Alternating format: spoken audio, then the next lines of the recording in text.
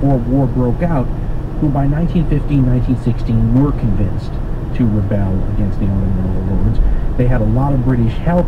They eventually went from a bunch of ragtag guerrillas to a relatively nasty guerrilla force in the region, although the impact that they had on the war has been argued about forever with historians. It's a very colorful story. It involves this person that's called Lawrence of Arabia. They made a movie about him. But there's a lot more to that, including the most important people, which were these two tribal families that the British were able to convince to rebel against the Ottomans, both of whom were important. One controlled the area around Mecca.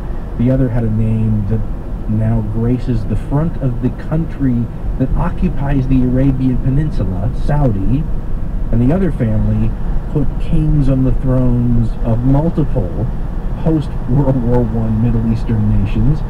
The kings of Iraq came from this family.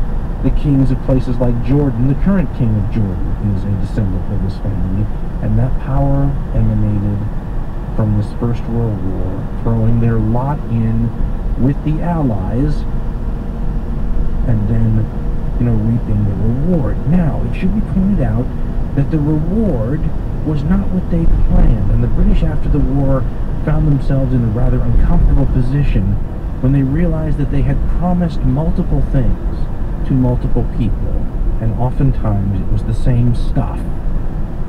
This will lead to some embarrassing moments after the war over questions about fine print and what was really said and meant.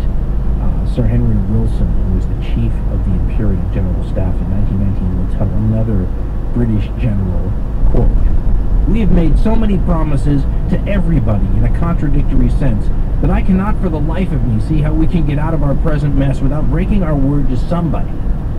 End quote.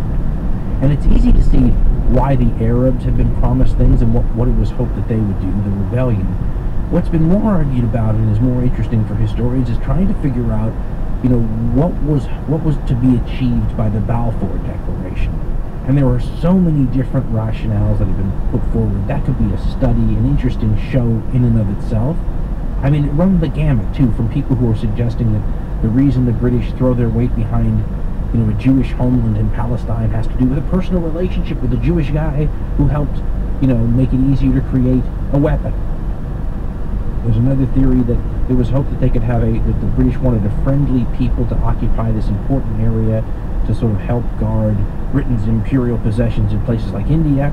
But my favorite of the many, many theories out there for why the Balfour Declaration, this important benchmark moment in the history of modern Zionism, happened, my favorite is the anti-Semitic reason that it might have happened that some people put forward, which is that there were both a combination of real anti-Semites out there and people who were pretty educated and pretty sure that it was just a canard when people said that Jews ruled the world. But just in case it wasn't, wouldn't it be worth it, just to be on the safe side, if we made sure that Jewish public interest the world over was on our side? In fact, the British were even worried about rumors that the Germans were going to offer the Jews a homeland if Jews sort of signed on with the German cause. And so in an effort to make sure that if the Jews controlled the world, they were on our side, that we were going to have a statement made that said we supported a return to Palestine for Jewish folks. I love that one. That's the most perverse of all the excuses.